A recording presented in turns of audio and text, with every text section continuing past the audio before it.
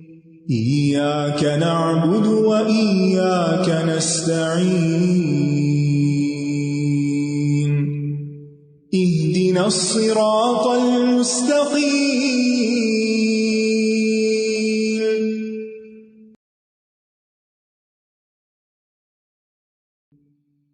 السلام علیکم ورحمۃ اللہ وبرکاتہ، نحمده ونصلی علی رسولہ الکریم، اما بعد فاعوذ باللہ من الشیطان الرجیم، بسم اللہ الرحمن الرحیم، رب اشرح لی صدری ویسر لی امری واحلل عقدۃ من لسانی یفقہوا قولی۔ ایاک نعبد وایاک نستعین، ہم صرف تیری ہی عبادت کرتے ہیں اور ہم صرف تجھ ہی سے مدد چاہتے ہیں۔ یہاں ایا کا پہلے آیا ہے جو حصر کے لیے، یعنی صرف تیری عبادت ہم کرتے ہیں، اور ایا کا نستعین پھر تاکید ہے کہ صرف تیری ہی ہم مدد چاہتے ہیں۔ عبادت کیا ہوتا ہے؟ عبادت کہتے ہیں تذلل اور خضوع، عربی کے دو لفظ ہیں، لیکن اس کا مطلب ہے کہ اللہ کے آگے جھک جانا اور اس کے آگے عاجزی اختیار کرنا۔ جس راستے پہ بہت دن لوگ چلتے رہے وہ دب جاتا ہے نا، اور راستہ بن جاتا ہے، اس کو طریق معبد کہتے ہیں۔ لیکن عبادت کا معنی ہوتا ہے کہ کسی کو غیبی طاقتوں کا مالک سمجھ کر اس سے انتہا درجے کی محبت کے ساتھ اس کے سامنے عاجزی اور ذلت کے ساتھ جھک جائے انسان۔ تین چیزیں آ گئی اس میں، ٹھیک ہے۔ نمبر ایک، کسی کو غیبی طاقتوں کا مالک سمجھنا۔ غیبی طاقتیں کون سی ہوتی ہیں؟ جو عام بندوں کے پاس نہیں ہوتی، ٹھیک ہے۔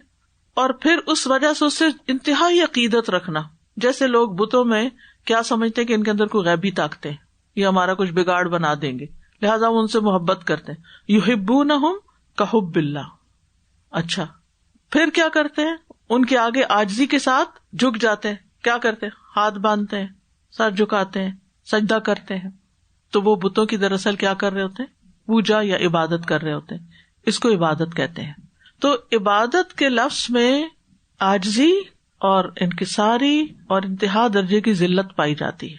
عبد اصل میں غلام کو کہتے ہیں، جس کی اپنی کوئی سیر نہیں ہوتی۔ عابد، عبادت کرنے والا بھی ایسا ہی ہے جیسے کوئی غلام ہوتا ہے کہ جو اللہ چاہے ہم وہی کریں گے۔ تو یہ بندے کا بہت بڑا شرف ہے کہ وہ اپنے جیسی اپنے سے کم تر مخلوق کے آگے نہ جھکے، بلکہ کس کے آگے جھکے؟ وہ جو رب العالمین ہے، وہ جو رحمان الرحیم ہے، وہ جو مالک یوم الدین ہے، اس کے آگے جھکے۔ عبادت کی ضرورت انسان کے اندر رکھ دی گئی کہ کسی کو ٹوٹ کے چاہے، کسی کے آگے جھکے، کسی کی خدمت کرے، کسی کے لیے کچھ کرے۔ یہ انسان کی ایک ضرورت ہوتی ہے، یعنی ایک ان بلٹ احساس ہے انسان کے اندر کہ مجھے ایسا کرنا ہے۔ اسی لیے کچھ لوگ پھر درختوں کی عبادت کرنے لگتے ہیں کہ ان سے کچھ فائدہ پہنچ گیا، کچھ پتھروں کی، کچھ جانوروں کی، کچھ شیطان کی بھی کرتے ہیں، اور کچھ نہ ملے تو پھر اپنے نفس کی بھی کرنے لگتے ہیں۔ فَرَأَيْتَ مَنِ اتَّخَذَ إِلَٰهَهُ هَوَاهُ، اپنی خواہشات کی پوجا کرنے لگتے ہیں، جو دل چاہتا ہے وہی کرنے لگتے ہیں۔ تو بات یہ ہے کہ عبادت ہمارے دین میں ایک بہت وسیع مفہوم رکھتی ہے۔ امام ابن تیمیہ نے اس کی بہت اچھی تعریف کی ہے۔ وہ کہتے ہیں عبادت ہر اس چیز کا جامع نام ہے جس کو اللہ پسند کرتا ہے اور اس سے راضی ہوتا ہے، یعنی اللہ سبحانہ تعالیٰ کے پسندیدہ اور جس سے وہ راضی ہوتا ہے وہ کام ہے۔ اس میں اقوال، قول، افعال سب شامل ہیں، چاہے ظاہری ہو یا باطنی۔ اقوال جو ہے زبان سے ہوتے ہیں، افعال جو ہوتے ہیں دل سے بھی ہوتے ہیں، زبان سے بھی ہوتے ہیں اور عمل سے بھی ہوتے ہیں۔ تو دوسرے لفظوں میں آپ یوں سمجھیں کہ نیکی کا ہر کام عبادت ہے، ہر اچھا کام عبادت ہے۔ یہ یاد رکھیے کہ عبادت کیا؟ ہر اچھا کام عبادت ہے جو اللہ کے لیے کیا جائے۔ نماز عبادت ہے، زکوٰۃ عبادت ہے، حج عبادت ہے، سچ بولنا عبادت ہے، امانت ادا کرنا عبادت ہے، والدین کے ساتھ نیکی عبادت ہے، صلہ رحمی عبادت ہے، پڑوسی کی مدد، یتیم، مسکین، مسافر کے ساتھ حسن سلوک عبادت ہے، غلاموں کے ساتھ، جانوروں کے ساتھ احسان کرنا عبادت ہے، دعا کرنا عبادت ہے، ذکر عبادت ہے، قرات عبادت ہے، اور اس طرح یو نیم اٹ، سارے اچھے اچھے کام کیا عبادت ہیں، اگر کیے جائیں کس کے لیے؟ اللہ کے لیے۔ اگر کسی اور مقصد کے لیے کیے جا رہے ہیں یا کسی اور کو خوش کرنے کے لیے، پھر یہ عبادت نہیں رہیں گے، پھر ان پہ کچھ نہیں ملنے والا۔ علماء نے عبادت کو قلبی، لسانی، بدنی اور مالی کی قسموں میں تقسیم کیا ہے سہولت کے لیے۔ قلبی عبادت کیا ہے؟ جیسے اللہ پر ایمان، تقوی، رجا، خشیت، خوف، یہ سب عبادات ہیں۔ لسانی یعنی زبانی عبادات کون سی ہیں؟ جیسے اللہ کا ذکر، قرآن کی قرات، اچھی بات کرنا۔ بدنی عبادت کون سی ہے؟ جیسے نماز، روزہ، حج. مالی عبادت کون سی ہے؟ جیسے زکوٰۃ، صدقہ خیرات. ٹھیک ہے، تو یہ ایاک نعبد میں یہ سب چیزیں آ جاتی ہیں. واضح؟ جن و انس کی تخلیق کا مقصد کیا ہے؟ اللہ کی عبادت. ہمیں کس لیے پیدا کیا گیا؟ اللہ کی عبادت کے لیے. یعنی ہم اس دنیا میں رہ کے اچھے اچھے کام کریے. میں نے پہلے ساری مثال اس لیے دے دی کہ کچھ لوگ صرف نماز روزہ عبادت سمجھتے ہیں، وہ فلاں بڑا عبادت گزار ہے اور وہ بس ریچول ادا کر رہا ہے. اور ایک شخص جو انسانوں کی خدمت یا مدد کر رہا ہے اس کو ہم عبادت گزار نہیں سمجھتے. نیت تو اس کی اللہ ہی کو پتا نا. اگر وہ اللہ کے لیے کر رہا ہے تو وہ بھی عبادت گزار ہے. ٹھیک ہے، تو عبادت کا مفہوم بہت وسیع ہے ہمارے دین میں، ہر چیز کو کور کرتا ہے. ایون جو آپ کی اچھی اچھی سوچیں ہیں نا، اور اچھے اچھے خیال اور حسن ظن، حدیث میں آتا ہے ان حسن الظن من العبادہ. یہ حدیث کے الفاظ ہے. حسن ظن، کسی کے بارے میں اچھا سوچنا، یہ بھی عبادت ہے. ان بعض الظن اثم، بعض گمان گناہ ہے. بری سوچے گناہ ہے اور اچھی سوچے عبادت ہے. تو دل، خیال، اندر کے جو احساسات ہیں وہ بھی عبادت بن جاتے ہیں. آپ کچھ بھی نہیں کر رہے، صرف غور و فکر کریں. یتفکرون فی خلق السماوات والارض، یہ بھی کیا ہے؟ عبادت. بڑی شاندار عبادت ہے یہ بھی. تو ایک بندہ مومن چل رہا ہے، پھر رہا ہے، پکا رہا ہے، کھا رہا ہے، دے رہا ہے، لے رہا ہے، سب عبادت ہے ایز لانگ ایز وہ صحیح طریقے سے کر رہا ہے. لیکن اس کی مخصوص شکلیں جو ہے وہ نماز، روزہ وغیرہ کی قسم میں سے ہیں. عبادت جو ہے یہ بندوں پر اللہ کا حق ہے. اللہ نے ہمیں پیدا کیا، اس نے ہم پہ رحم کیا، وہ ہمیں جزا بھی دے گا ہمارے ان کاموں پر. تو پھر ہمیں بھی تو کچھ کرنا چاہیے. پھر ہمیں کیا کرنا ہے؟ عبادت کرنی ہے، اور اسی کی کرنی ہے. ایاک نعبد، اور پھر وایاک نستعین، صرف تیری ہی ہم مدد چاہتے ہیں. استعانت کا مطلب ہوتا ہے مدد طلب کرنا. اب فرق ہے مدد طلب کر. مثلا میں آپ سے کو ذرا مجھے پین پکڑا دیں تو میں آپ سے مدد لے رہی ہوں، تو کیا پھر یہ ٹھیک نہیں؟ ٹھیک ہے. تو پھر ہم یہ کیوں کہہ رہے صرف تجھ سے ہم مدد مانگتے ہیں، یعنی کسی اور سے نہیں مانگتے؟ تو یہ کون سی مدد ہے؟ ٹھیک ہے نا، یہ واضح ہونا چاہیے. کیونکہ میرا اپنا اشکال تھا کہ جب ہم یہ کہتے ہیں کہ صرف تجھ سے ہم مدد چاہتے ہیں تو اس کا مطلب ہے کہ ہم اپنے روزمرہ کے کاموں میں کسی سے کوئی مدد نہیں لے سکتے. کیا وہ بھی شرک ہو جائے گا؟ نہیں. تو یہ کون سی مدد ہے؟ ایسے کام میں مدد طلب کرنا جس کا اختیار صرف اللہ کے پاس ہے، یہ وہ مدد ہے. ٹھیک ہے، یہ جملہ لکھ لیجئے. ایسے کام میں مدد طلب کرنا جس کا اختیار صرف اللہ کے پاس ہے، کسی مخلوق کو اس کا اختیار نہیں دیا گیا. مثلاً ایک ڈاکٹر دوا دے سکتا ہے، یہ اس کے اختیار میں ہے. آپ اس کے پاس جا سکتے ہیں، آپ دوا لے سکتے ہیں، اس نے آپ کی مدد کی. ٹھیک، لیکن کیا شفا دینا بھی ڈاکٹر کے اختیار میں؟ نہیں، یہاں اس کا اختیار ختم ہے. لہذا دوا ہم ڈاکٹر سے لیتے ہیں، شفا ہم اللہ سے مانگتے ہیں. تو یہ ڈویژن ہو گئی نا.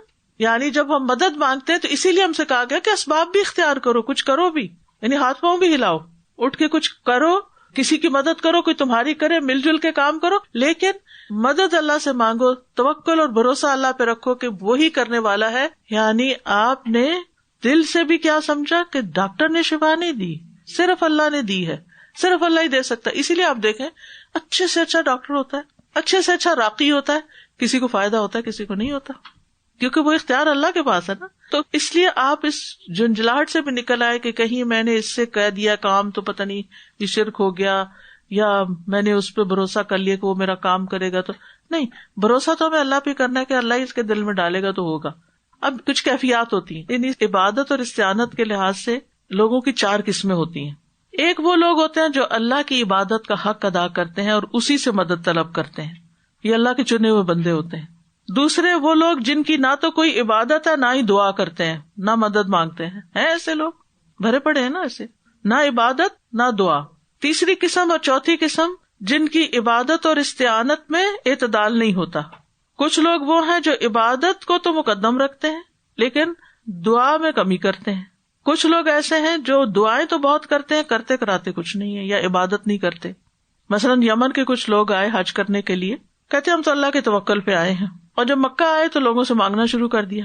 ٹھیک ہے، تو اللہ تعالیٰ نے آیت نازل کر دی وَتَزَوَّدُوا فَإِنَّ خَيْرَ الزَّادِ التَّقْوَىٰ، زاد راہ لے کے چلا کرو، بہترین زاد راہ تقویٰ ہے.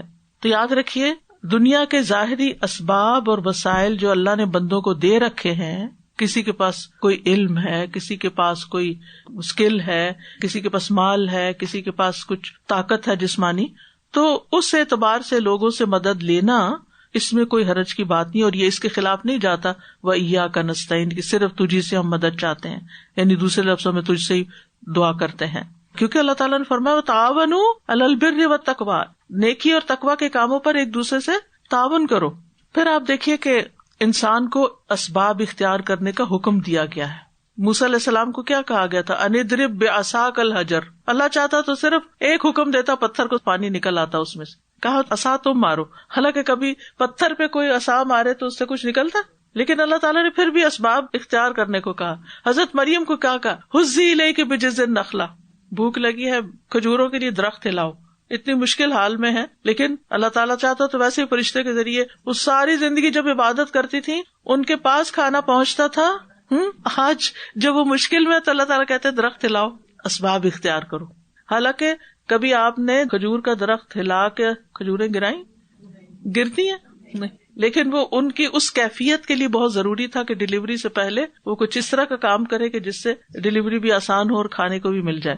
تو بہرحال سبب اختیار کرنا ہے. مانگنا صرف اللہ سے ہے، مانگنے کے بعد سبب بھی اختیار کرنا ہے. تیسری چیز توکل اللہ پہ رکھنا ہے کہ کرے گا وہی. دل کا اعتماد، دل اللہ سے جڑا ہوا. بعض لوگ اسباب اختیار نہیں کرتے، بعض لوگ اللہ سے مدد ہی نہیں مانگتے. ہر چیز میں دھیان اللہ کی طرف جانا چاہیے. ایون اگر ہم اسباب بھی اختیار کر رہے ہیں تو ہمیں مدد اللہ سے مانگنی چاہیے.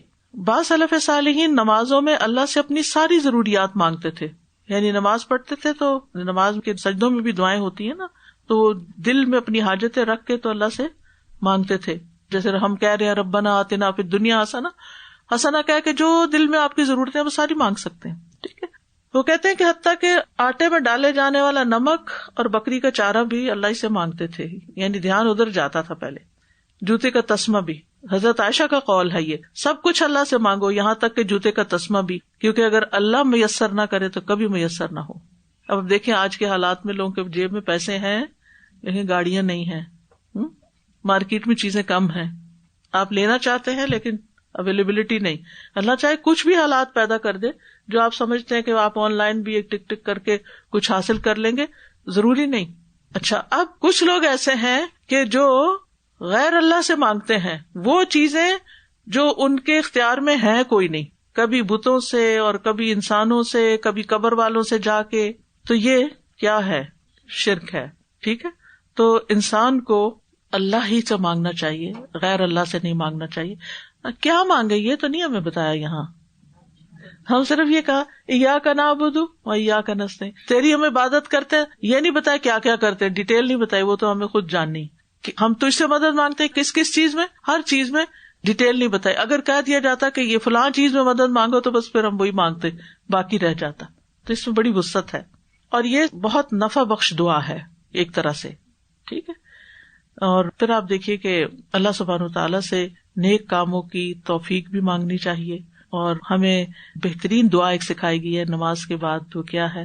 ربی اعنی علی ذکرک و شکرک و حسن عبادتک. تو اس میں سب کچھ آ جاتا ہے کہ اللہ مجھے اپنے ذکر، شکر اور اچھی عبادت کرنے پر میری مدد فرما. تو اس آیت سے پتہ چلتا ہے کہ ہمیں خالصتاً اللہ کی عبادت کرنی چاہیے. تمام انبیاء نے اللہ کی عبادت کی طرف دعوت دی. اللہ کی عبادت میں کسی کو شریک نہیں کرنا چاہیے، غیر اللہ کی نہ عبادت کرنی چاہیے اور نہ ہی ان سے دعائیں کرنی چاہیے، کیونکہ دعا جو ہے وہ عبادت کا سب سے اعلیٰ حصہ ہے. اسی طرح عبادت بھی کوئی جسمانی ہوتی ہے اور کوئی قلبی بھی ہوتی ہے، جیسے توکل، تقوی، خوف، خشوع. ٹھیک. اللہ کی عبادت کر کے ملے گا کیا؟ اللہ کی رضا ملے گی، اور اللہ راضی ہو گیا تو کیا ہوگا؟ اس کی رحمت ہو جائے گی اور نتیجتاً جنت میں انسان داخل ہوگا. لہذا ہر کام عبادت کی نیت سے کرنا چاہیے، اور خاص عبادات جو ہیں اس کے لیے وقت نکالنا چاہیے. ٹھیک ہے. اور اللہ ہی سے مدد مانگنی چاہیے اور اللہ کے سوا کسی اور سے مانگنا نہیں چاہیے. مانگنے کی چیزوں میں سب سے اہم چیز ہے ہدایت کی دعا.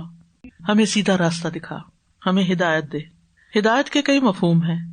رستے کی طرف رہنمائی کرنا، رستے پر چلا دینا، منزل مقصود تک پہنچا دینا. یعنی یا اللہ ہمیں سیدھے رستے کی رہنمائی دے، اس پہ چلنے کی توفیق دے اور اس پر جمع بھی دے تاکہ ہم تیری رضا حاصل کر سکیں. تو رستہ دکھانا، بتانا اور رستے پہ چلنے کی توفیق دینا. ہدایت کو دو بڑی قسموں میں تقسیم کیا جاتا ہے. ایک ہے ہدایت توفیق اور ایک ہے ہدایت ارشاد. ہدایت توفیق میں نیک کاموں کی توفیق دینا اور ارشاد کا مطلب ہے تعلیم دینا. اسی طرح ایک عام ہدایت ہوتی ہے اور ایک خاص ہدایت ہوتی ہے. عام ہدایت کیا ہے کہ اللہ تعالیٰ نے ہمیں الہام کیا ہے پانی کیسے پینا ہے. ایک بچہ ہے چھوٹا پیدا ہی ہوتا ہے تو ماں کا دودھ چوسنے لگتا ہے. یہ کیا ہے؟ کس نے رستہ دکھایا؟ انا ہدینا السبیل، اللہ ہی نے رستہ دکھایا ہے کہ کیا کرنا ہے، دودھ کیسے پینا ہے.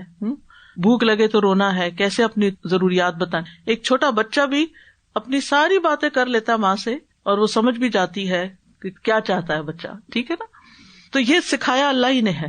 تو یہ عام ہدایت ہے جس میں مثلاً جہاز بنانا، اڑانا انسانوں کی کوششیں ہیں، اسباب اختیار کیے ہیں، الہام اللہ ہی نے کیا کہ کیا کرو. اور کس کو وہ الہام کرتا ہے؟ جو محنت کرتا ہے، جو اس راستے پہ چلتا ہے، کوشش کرتا ہے. والذین جاہدوا فینا لنہدینہم سبلنا. دوسری خاص ہدایت ہوتی ہے اور یہ اللہ تعالیٰ اپنے خاص بندوں کو دیتا ہے، ایمان کی، نیکی کے راستے کی اور اس میں توفیق. اور صراط مستقیم کی ہدایت یہاں مانگی گئی، سیدھے راستے کی ہمیں ہدایت دے. اور صراط مستقیم کیا ہے؟ سیدھا واضح راستہ. صراط کا مطلب راستہ ہوتا ہے جو سیدھا اور واضح ہو. عربی میں صراط کے لیے طریق کا لفظ بھی آتا ہے، سبیل کا لفظ بھی آتا ہے، لیکن یہ ان سب سے خاص ہے. ہر راستے کو صراط نہیں کہتے. وابن السبیل، سبیل آتا ہے نا قرآن میں راستے کے لیے، مسافر کے لیے وہ ابن السبیل. تو یاد رکھیے ہر راستے کو صراط نہیں کہتے، خاص راستہ ہوتا ہے یہ. ٹھیک. اچھا، مستقیم کیا ہوتا ہے؟ اگر آپ نے اردو میں کبھی جیومیٹری پڑھی ہو تو خط مستقیم، اسٹریٹ لائن جو دو ڈاٹس کو آپس میں کنیکٹ کر دے. رائٹ. اب اس کو مستقیم کو ذہن میں رکھیے. یہ چھوٹا بھی ہو سکتا ہے اور بہت بڑا بھی ہو سکتا ہے. تو صراط مستقیم کون سا ہے؟ ایک ڈاٹ پہ کہاں ہے؟ ہم کھڑے ہیں اور دوسرے ڈاٹ تک ہم نے جانا ہے اور اسی لائن پر رہنا ہے، ادھر ادھر نہیں، ڈائیورٹ نہیں ہونا. وہ سبیل ہے، وہ صراط نہیں ہے. صراط پر رہنا ہے آپ نے تاکہ اللہ سے جا ملاقات کرے. یہ کیا ہے؟ اس کی تفصیل کیا ہے؟ قرآن و سنت کا راستہ، جس راستے کی طرف ہمیں قرآن و سنت رہنمائی کرتے ہیں. دین اسلام اس سے مراد ہے. یہ اللہ تعالیٰ تک پہنچاتا ہے راستہ، جنت تک پہنچاتا ہے. یہی واضح صاف سیدھا راستہ ہے. اللہ تعالیٰ خود اس کی وضاحت فرماتے، قل اننی ہدانی ربی الی صراط مستقیم دینا قیاما ملت ابراہیم حنیفا وما کان من المشرکین. کہہ دیجیے بے شک مجھے تو میرے رب نے سیدھے راستے کی رہنمائی دی ہے جو مضبوط دین ہے. تو صحیح دین کیا ہے؟ سیدھا راستہ جس کی ہمیں کتاب و سنت میں ساری وضاحت کر دی گئی ہے. اس راستے پہ ہرڈلز بھی بہت ہیں. شیطان کھڑے ہیں راستے میں اور خواہشات ہیں اور کبھی کوئی چیز اپنی طرف بلاتی ہے. تو اگر آپ نے لین چینج کر لی تو کیا ہوگا؟ آپ ہائی وے پہ جا رہے ہیں، ایکسپریس پہ جاتے جاتے آپ نے لین چینج کر کے آپ آگے کس پہ؟ کنیکٹر پہ آگے، اور پھر وہاں سے باہر نکل گئے، ایگزٹ لے لیا کوئی. اب آپ منزل سے کتنی دور ہو گئے. کتنی فرسٹریشن ہوتی ہے. کبھی بھول کے بھی انسان غفلت میں یہ کام کر بیٹھے. تو ہر وقت چوکنا رہنے کی ضرورت ہوتی. ہم دنیا کے اس سفر پر، دنیا کے اے مسافر، منزل تیری قبر ہے. ویسے قبر سے بھی آگے ہے، لیکن وہ شعر میں یہ کہا گیا دنیا ہماری منزل نہیں ہے. ہم نے چلتے جانا، رکنا نہیں ہے کہیں، اور اسی سیدھے راستے پہ جانا ہے. کوئی ایگزٹ نہیں لینا دائیں بائیں. فَتَفَرَّقَ بِكُمْ عَنْ سَبِيلِ، اللہ کے راستے سے ہٹا کر جدا کر دے گا، دور ہو جاؤ گے. اب سوال ہی پیدا ہوتا ہے کہ ہم تو پہلے سے ہدایت پر ہے تو پھر کیوں ہر وقت ہدایت مانگے؟ تاکہ ہدایت پر ثابت قدم رہیں. اور ویسے بھی یہ ہے کہ ہمیں ہر وقت ہدایت چاہیے ہوتی ہے. ہر روز ایک نیا دن ہوتا ہے اور ہر روز کے چیلنجز نئے ہوتے ہیں. ہر روز نئی چیزیں ہمیں زندگی میں فیس کرنی پڑتی ہیں جن کے لیے ہمیں اللہ تعالیٰ کی طرف سے گائیڈنس چاہیے. اور پھر یہ کہ ہم بہت نازک ہیں، کسی وقت بھی بھٹک سکتے ہیں. شیطان جو ساتھ لگا ہوا ہے، نفس ہے، لوگ پیچھے پڑے ہوئے ہیں. لہٰذا استقامت کے لیے ہمیں اہدنا الصراط المستقیم ہر نماز میں پڑھنے کی ضرورت ہے. تو اس آیت سے ہی پتہ چلتا ہے کہ ہدایت دینے والا کون ہے؟ بس اللہ ہے. اور اللہ جسے چاہتا ہے ہدایت دیتا ہے. نبی صلی اللہ علیہ وسلم نے فرمایا میں تو صرف پہنچا دینے والا ہوں، دراصل ہدایت اللہ دیتا ہے. اب آپ دیکھیں کہ بعض اوقات ہم کسی انسان سے کہتے ہیں آپ پلیز مجھے گائیڈ کر دیجئے. کیا یہ کہہ سکتے ہیں؟ وہ کیوں؟ گائیڈنس تو صرف اللہ دیتا ہے. اہدنا الصراط المستقیم. میں نے آپ کو اس کا حل نا ان دو لفظوں میں، ہدایت توفیق اور ہدایت ارشاد، اگر یہ یاد رکھیں گے تو کبھی کنفیوز نہیں ہوں گے. گائیڈنس دو طرح کی ہے. ایک توفیق اللہ دیتا ہے، ٹھیک ہے، اس نے دے. ارشاد بندے دیتے ہیں نا، اور اللہ بھی دیتا ہے. اللہ نے کتاب بھیجی ہے لیکن بندے ہمیں پڑھا کے، سنا کے، بتا کے، یاد کرا کے ہمیں ہدایت دے رہے ہوتے ہیں. جیسے میں آپ کو اس وقت بتا رہی ہوں کہ اس کا یہ مطلب ہے، یہ ایک طرح سے گائیڈ کر رہی ہوں، لیکن اب آپ اس پہ چلیں یا نہ چلیں تو اللہ کی توفیق سے ہی ہوگا. اسی طرح ہم ماں باپ ہیں تو ایک ماں اپنے بچے کو اچھی سے اچھی نصیحت کرتی ہے، وہ ارشاد فرما رہی ہوتی ہے، ٹھیک ہے نا، آپ سمجھ جائیں گے نا، ٹھیک ہے، اس کو سکھا رہی ہوتی ہے، یہ بیٹے یہ کرنا، یہ نہیں کرنا، گاڑی دھیان سے چلانا، وقت پہ پہنچنا، کتنی باتیں کہہ رہے ہوتے ہیں، یہ سب ارشاد ہے، ٹھیک. لیکن وہ کرتے ہیں یا نہیں، یہ پھر اللہ کی توفیق سے ہے، اور ان کی کیا نیت ہے. توفیق بھی کس کو ملتی ہے؟ جو کرنا چاہتا ہے. اور اللہ سبحانہ و تعالیٰ ہمیں جو ہدایت دے رہا نا، یہ جنت تک لے جانے والی ہے، اور جس کو دنیا میں صراط مستقیم کی توفیق مل گئی، جو لائن پہ آ گیا، اس کو جنت میں جانے کی بھی توفیق مل جائے گی. ہم سب بھٹکے ہوئے سوائے اس کے جس کو اللہ ہدایت دے، لہٰذا ہم سب کو اس سے ہدایت مانگتے رہنا چاہیے. اور یہ سب سے زیادہ جامع، نافع اور بندہ مومن کی ضرورت ہے یہ دعا، جس کو ہر رکعت میں ہمیں مانگنی چاہیے، چاہے فرض ہے یا نفل ہے. انسان کو ہر چیز سے زیادہ ہدایت کی ضرورت ہے، کیونکہ سب چیزیں بیکار ہیں، مال بھی بیکار، اولاد بھی بیکار، اگر ہمارے پاس ہدایت نہیں ہے. اور ہدایت کے لیے تعلیم حاصل کرنی ضروری ہے، قرآن و سنت کی. انسان اپنے ہر کام میں ظاہر اور باطن میں ہدایت کا محتاج ہے. صرف نماز پڑھنے کے لیے ہی ہمیں تعلیم نہیں چاہیے، بلکہ توبہ کیسے کرنی ہے، دنیا میں کیا ہمارے لیے حلال ہے، کیا حرام ہے. تو آپ دیکھیے کہ کچھ کام ایسے ہوتے ہیں کہ جن میں صرف استغفار چاہیے ہوتی ہے، تب وہ ہو سکتے ہیں، وہ ہماری گناہوں کی وجہ سے رکے ہوئے ہوتے ہیں.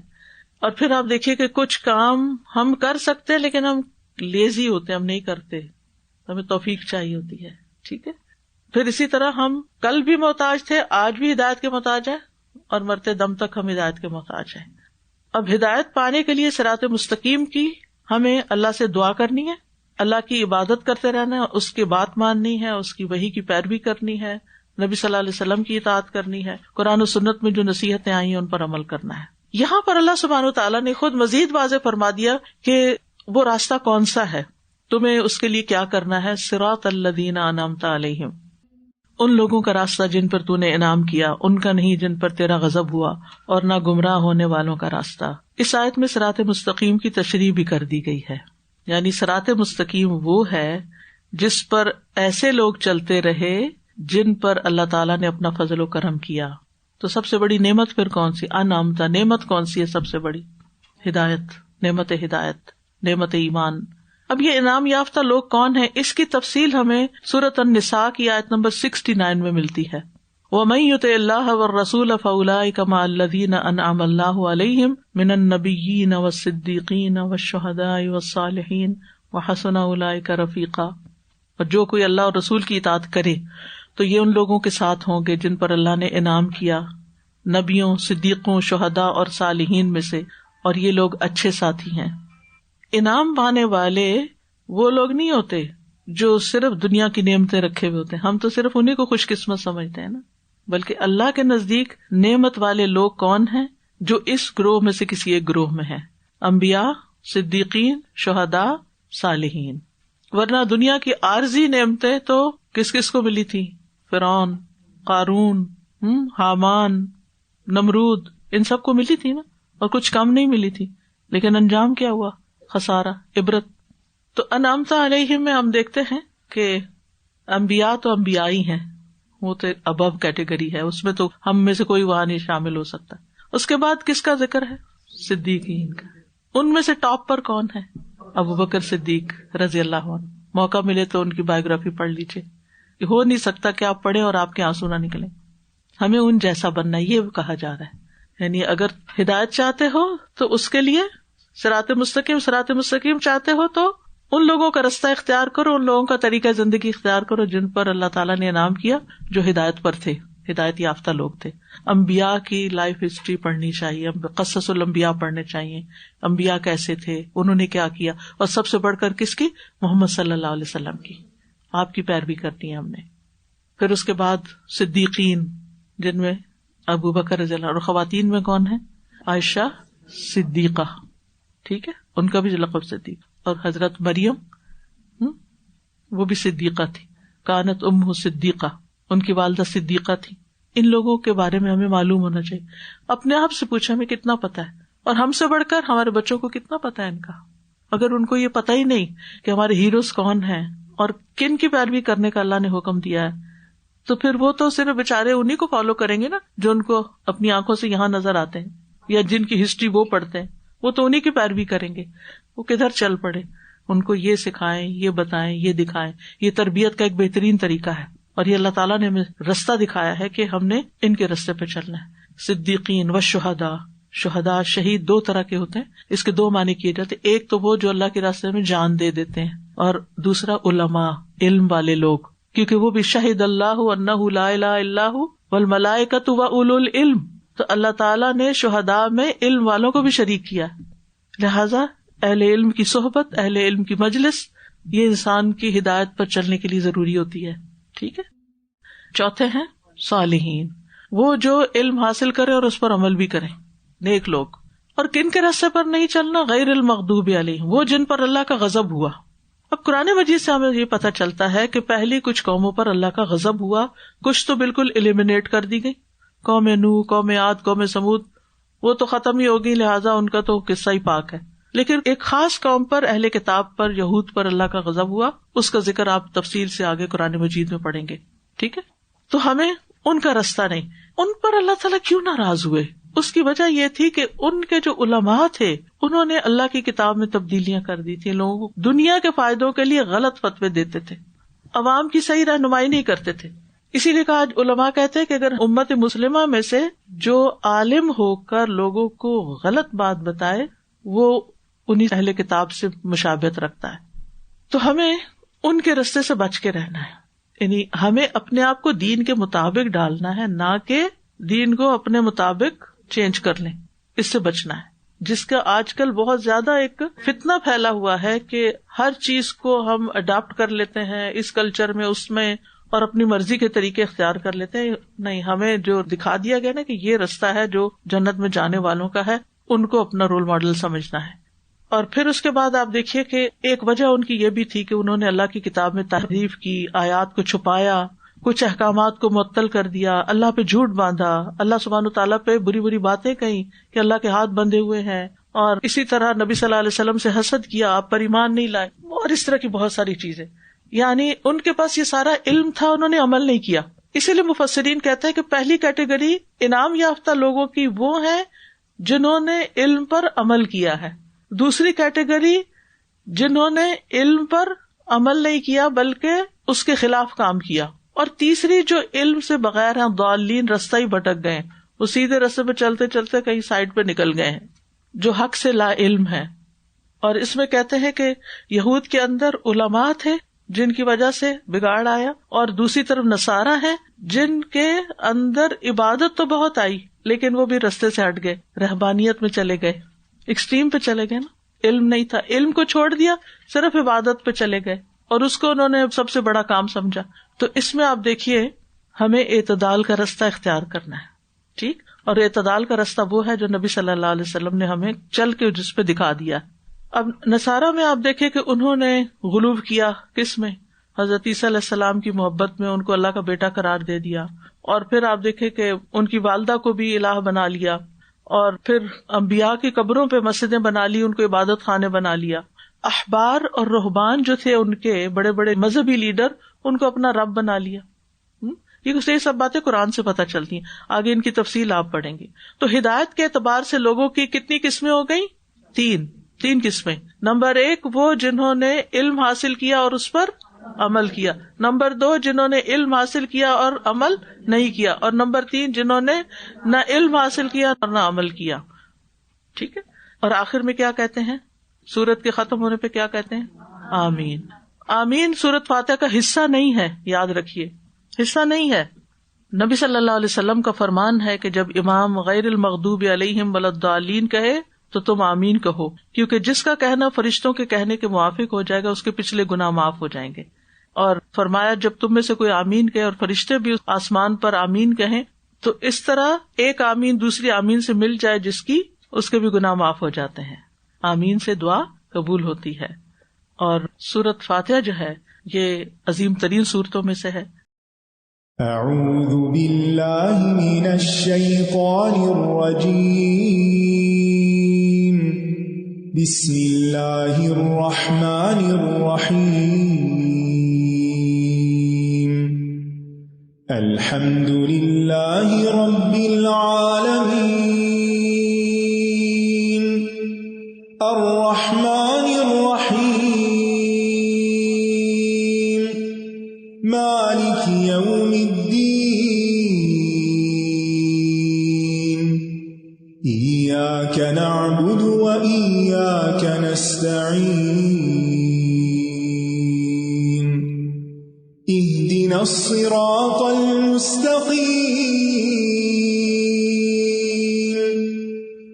صراط الذين أنعمت عليهم غير المغضوب عليهم ولا الضالين.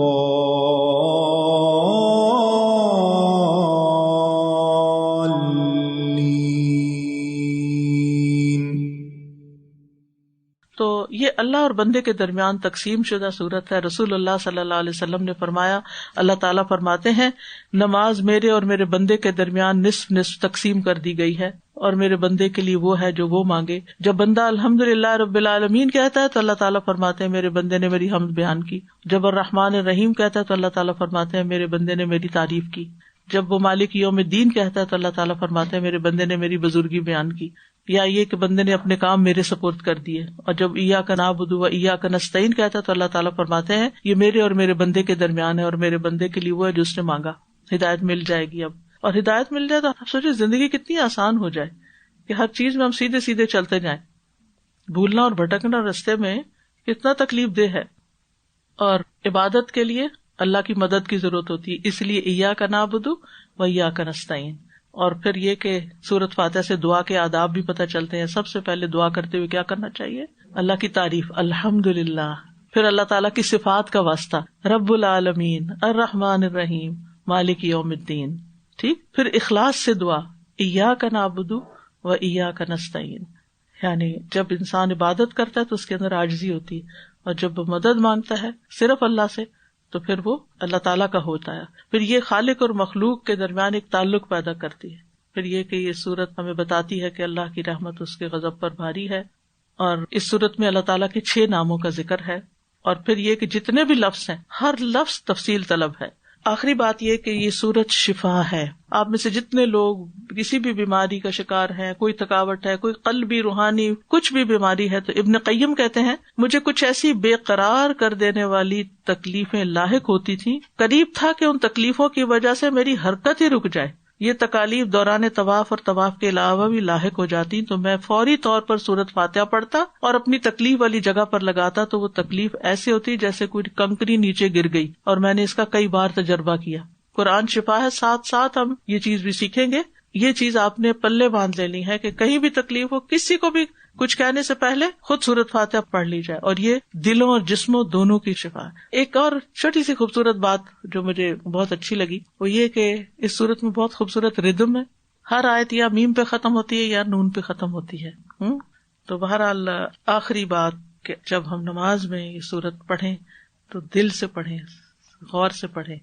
اور پھر یہ ہے کہ نماز کے باہر ہم ہدایت کے راستے پر چلیں، جس کے لیے اچھی صحبت کے حریص ہوں، نیک لوگوں کی صحبت کے حریص ہوں. اللہ تعالیٰ ہمیں عمل کی توفیق عطا فرمائے. تو یہ تھا آج کا سبق. وآخر دعوانا ان الحمد للہ رب العالمین. سبحانک اللہم وبحمدک اشہد ان لا الہ الا انت استغفرک واتوب الیک. السلام علیکم ورحمۃ اللہ وبرکاتہ.